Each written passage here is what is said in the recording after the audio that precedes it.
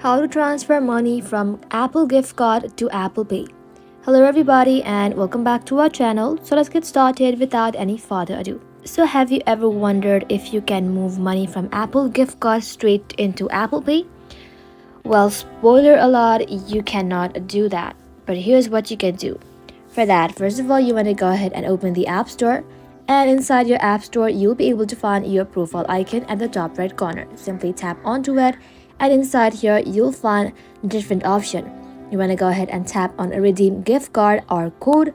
And then inside here, you can either scan the code with your camera, or you can simply tap on you can also enter your code manually and type it manually. So you cannot sub that balance into Apple Pay, but after redeeming it does land in your Apple account balance, which means that you can go wild buying apps, games, music, movies, and many more. Well, that is simply how you can do it, guys. Thank you all for watching the video till the very end, and stay tuned until our next upload.